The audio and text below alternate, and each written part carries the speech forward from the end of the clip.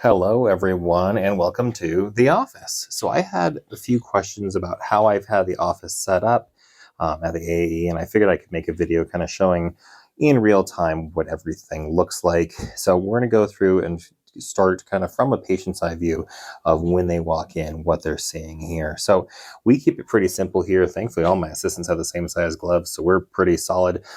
One does prefer a different one than the other, but hand sanitizer for that.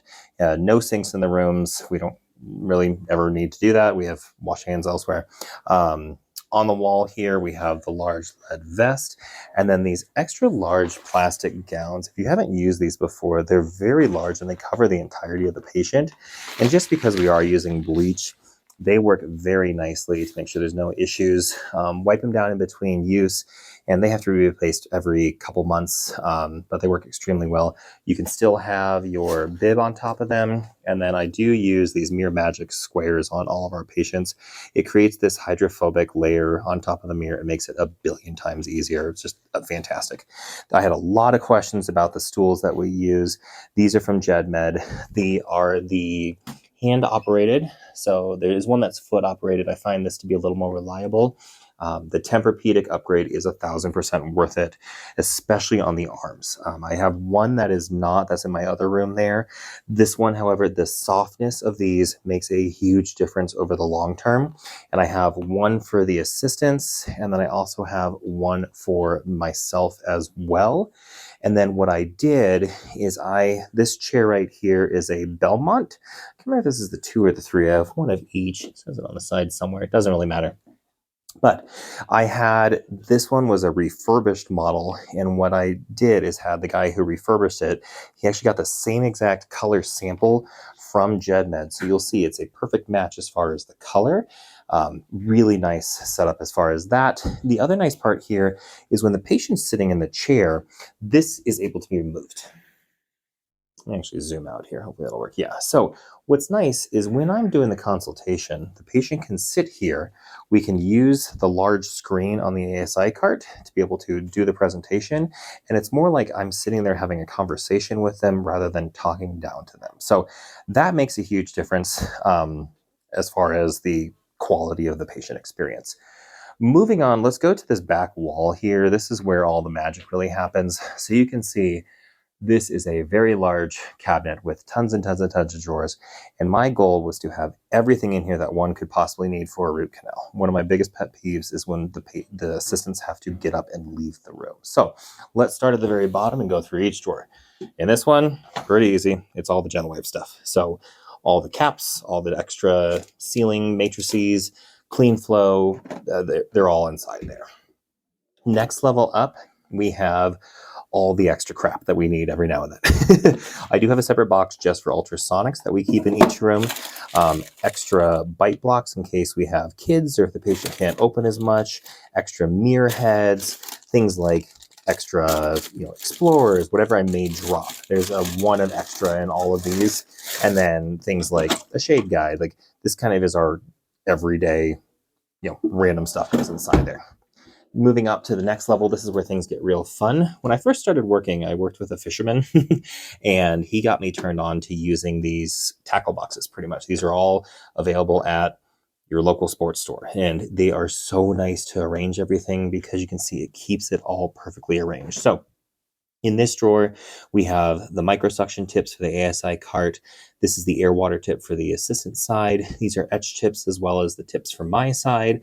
These are flowable tips, calcium hydroxide tips.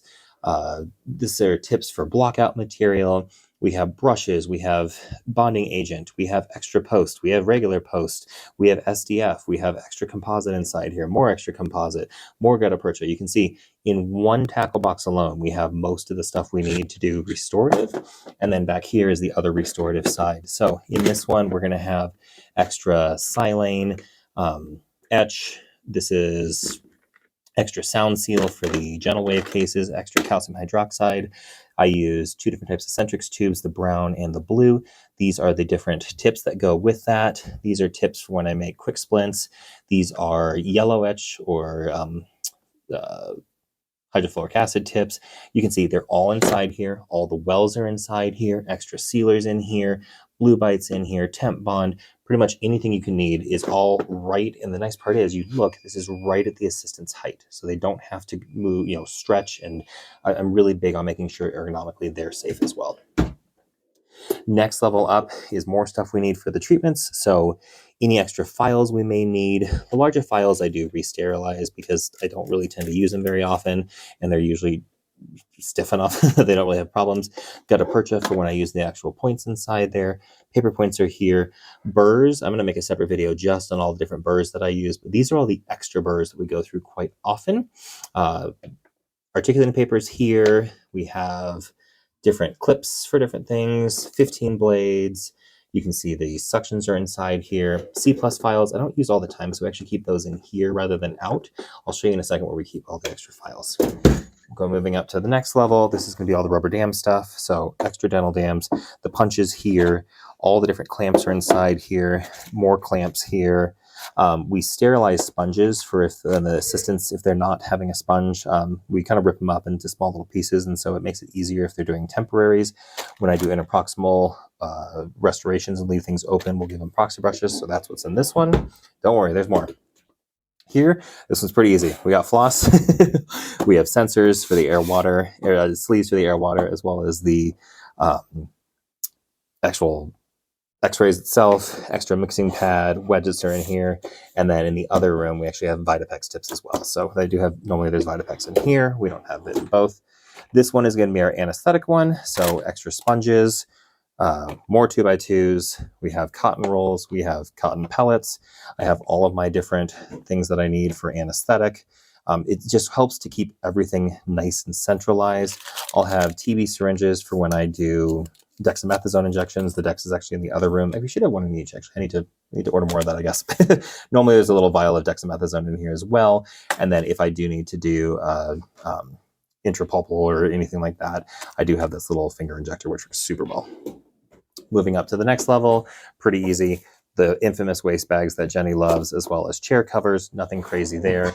And then I don't even know what's in this top one. Oh, extra gloves. Post-op instructions are all right up here, so they can grab them as they walk out. And then this is the end of the day, so this is empty, but we'll often have an extra tray up there. So moving on to the next section, these are easy to pop open. Extra masks go in here, nothing crazy. Here's where our Nomad or Cocoon hangs out. You want to usually leave these off the battery until they're starting to get pretty low, because you will kind of kill the battery. In the back there, you can see we have dog bone pillows for patients to be more comfortable. Here is the disclosing solution that I use from BioClear. Here is the blasting powder that I use. And then in this room, I do have 50 micron aluminum oxide for the sandblaster as well. Moving down to the next level, we have the mixing pad, we have the composite gun. This is where our rubbing alcohol is that we use to clean mirrors, things like that. Extra irrigation tubes back there. This is for something silly, which is sometimes this piece sometimes falls out, and this fixes it. I've tried to lock it many times. Sometimes you just gotta MacGyver things. We use these special cleaning wipes on the scope. That's what Zeiss recommended. I get them from Amazon. Those are for every single time. You can see my little caddy back here. This is with extra tips for the Alpha. I do have a little air filter in each room, mostly because I get hot. And so this will be able to turn that on.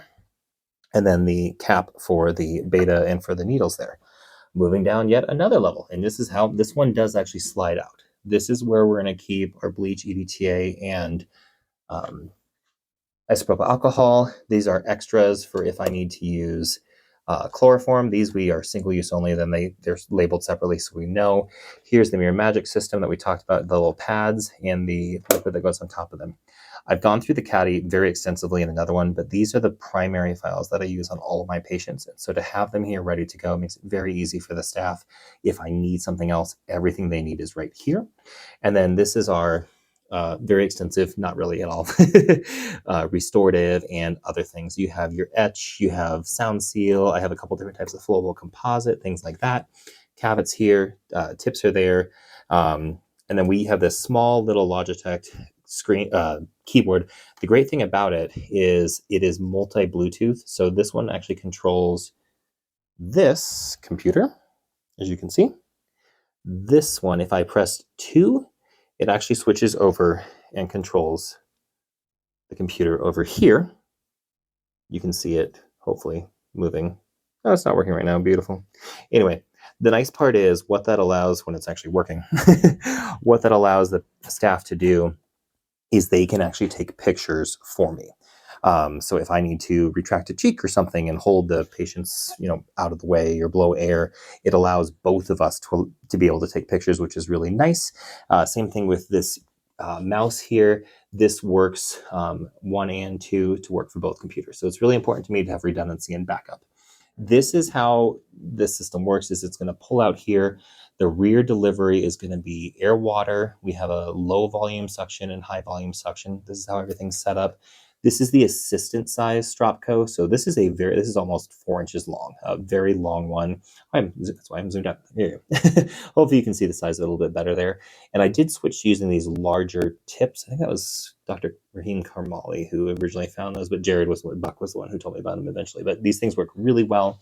And then this is kind of how the different settings or how the different setups would look. The console kit is going to be just this one. And then you can see the treatment one. I've gone through that treatment kit as well if you need that in a bigger thing or a bigger video. Now, moving over to the final 2 cabinets over here. Endo Ice, we have the recapper. I have my light cure unit. I only have one of the chargers for these little Cybron Endo handpieces because we tend to not need them. There's actually a trick I'll show, but a lot of people don't like these because they can't handle more torque, and that's because the batteries they put in these suck.